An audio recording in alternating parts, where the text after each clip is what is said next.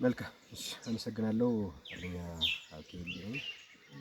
እንግዲህ ምናልባት የጎንደር አንድነት ለመስራት ወይም ደግሞ ይሄን አንድነት እዚህ ለማድረስ በመጀመሪያ ደረጃ አፋብን ድርጅታችንን ኃላፊነቱን ሰጥቶን ኃላፊነቱን በደብዳቤ ተረክበን በተለይ የጎንደር ቀጠና ተወካዮች የድርጅት አመራሮች ማለት ነው 5 ሰዎች ተወክለን በተለይ ይሄን አንድነት እንድንሰራ ኃላፊነት ያው በደብዳቤ ተሰጥቶናል ማለት ነው። እንግዲህ በዚህ መሰረት ይሄን አንድነት ለመስራት ያው ሶስታችን የተገኘ ነው። ፕሮፌሰር ጌታ አስራድና አርበኛ መምህር ጸዳሉ ሙላት እና እኔ አርበኛ አብቴ ወልዴ የተገኘ ነው ማለት ነው። ስለዚህ እንግዲህ ወደዚህ አንድነት ስንመጣ ድርጅታችን በሰጠን ተልዕኮ መሰረት ጎንደር ላይ እንግዲህ ያው ሁለት ሆኖ መቆየቱ ለ3 ዓመት ያክል ሆኖ መቆየቱ ያው ሁሉም የሚያውቀው ሀቅ ነው። በዛ በመካከልም እንግዲህ በጣም ብዙ ዘርፈ ብዙ ችግሮች ያው ተፈጥረውብን ቆይተዋል። ነገር ግን እንግዲህ የሰጠን ተልዕኮ በመያዝ ወደዚህ አንድነት እነዚህን ሁለት እዞች ወደ አንድ ከማምጣት አንፃር ትልቁን ድርሻ ተወጥተናል ብዬ አስባለሁ።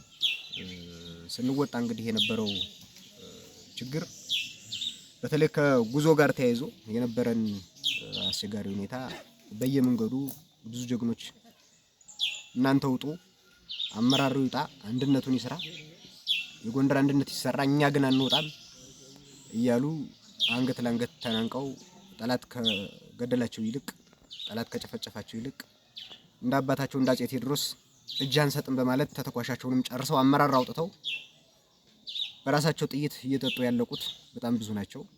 በእነዛ ደምና አጥንት እዚህ ለመድረስ ወይም ለመገናኘት በቅተናል ማለት ነው። ስለዚህ ይሄ አንድነት እውነት ለመናገር በደምና በአጥንት ነው የተሰራው። ይሄን ሁሉም ያውቀዋል። ውጭም ያለው ውስጥም ያለው ያውቀዋል።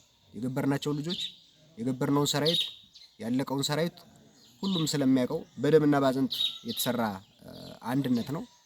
ይሄን አንድነት ስንሰራ እንግዲህ ምናልባት በውጭም በውስጥም ያላችሁ ተጨንቃችሁ ስታስቡ እንደው በውስጥም በውጭም ያላችሁ ስጠይቁን የነበራችሁ ወንድሞቻችን በዚሁ አጋጣሚ ያው እንግዲህ እዚህ ደረጃ ደርሰናል። እንኳን ደስ ያላችሁ ማለት እፈልጋለሁ። ከዚህ በመቀጠል እንግዲህ ይህን ድርጅት ስንመሰርት ወይም ደግሞ ይሄን ተቋም ስናቆም የመጀመሪያው ትኩረት የተደረገው እንደኛ እንደ ድርጅት አመራር ትኩረት ያደረግነው ድርጅቱን ማቆም ላይ ብቻ ነው። ድርጅቱን መመስረት ላይ ብቻ ነው።